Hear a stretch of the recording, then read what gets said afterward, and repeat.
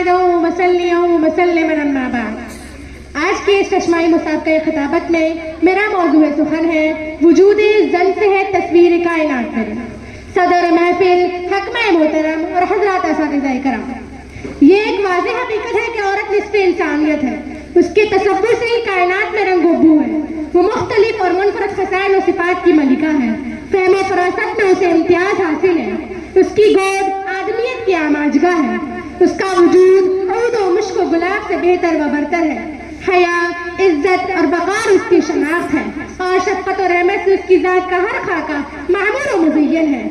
اسی حقیقت کو حکیم الامت، شاعر مشرق علامہ اقبال علیہ الرحمہ نے اس طرح بیان کیا ہے کہ وجود زن سے ہے تصویر کائنات میں رنگ، وجود زن سے ہے تصویر کائنات میں رنگ، اسی کے ساز سے ہے زندگی کا سوز درو. شرف میں بڑھ کے سریا سے مشتاق خاک اس کی، کیا شرف ایسی درج کا دوری مکنوں. مکالمات فلاطون نہ لکھ سکی لیکن اسی کے شعلے سے ٹوٹا شرار افلاطون.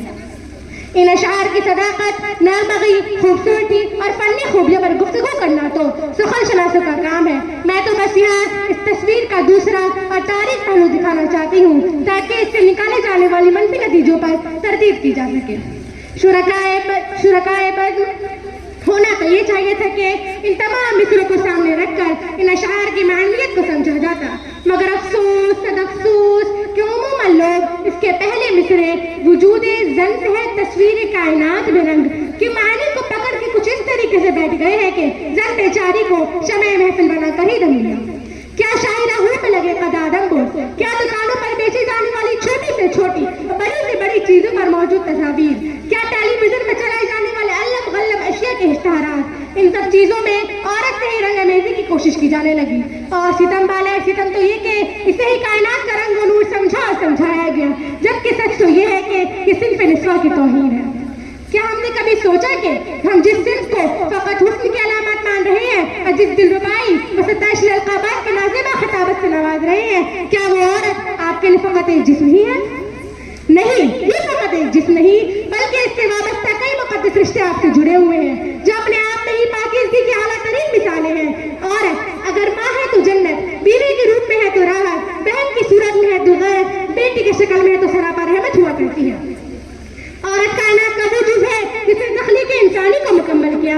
خیر صد خیر کہ ہم نے اسلام کے مزاج اور اقبال کے اس نقطۂ فکر کو بھلا کر اسے اشتہار کا سامان بنا ڈالا. اور ہم عورتوں کی کم عقلی دیکھیں، تمہارے نے ہماری صلاحیت کو پسپا کرنے کے جو لقب چنا، ہم نے اسے اپنے گلے کا ہار بنا ڈالا.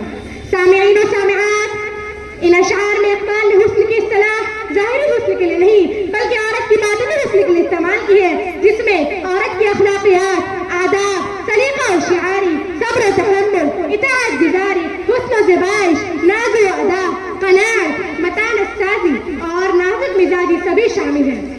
پر افسوس کہ ہم نے عورت کو حسن و زبائش کے معنی سے آگے جانے ہی نہیں دیا، بلکہ ہر محفل، ہر ادارے اور ہر میدان میں خود عورت نے رنگ برنگے لباس زیب تن کر کے اپنی ذہانت اور رواداری کو مٹا کر اپنے آپ کو اپنے پیروں تلے روند ڈالا. میں یہاں جانبداری کا مظاہرہ کرتے ہوئے صرف مرد کو قصوردار نہیں ٹھہراتی، کیونکہ مرد صرف وہی کیا جو عورتوں کو اچھا لگا. آج کی عورت نے یہ خود قبول کیا ہے کہ اس کی ظاہری نقش و نگار، چال ڈھال اور انداز دلربانہ کو مرد نہ صرف سرا ہے بلکہ اس پر فریضات کا مہر بھی لگا دی. شاید اسی لیے سیانے عورت کو کم عقل اور بیوقوف گر جانتے تھے، کیونکہ عورت نے اپنے مقام کو پہچاننے کی بجائے اپنے آپ کو دوسروں کے ہاتھوں کھیلنے دیا. جبکہ حسن وہ نہیں جو دکھائی دے، اصل حسن تو سیرت اور عقل مندی پر مشروط ہے. رفیقات من، مذہب اسلام نے ہرگز عورتوں کو مرد سے کمتر نہیں بنایا بلکہ اس کی فطرت اور صلاحیت کے اعتبار سے تقسیم کار کیا ہے. واقعی قدمت اللہ جنت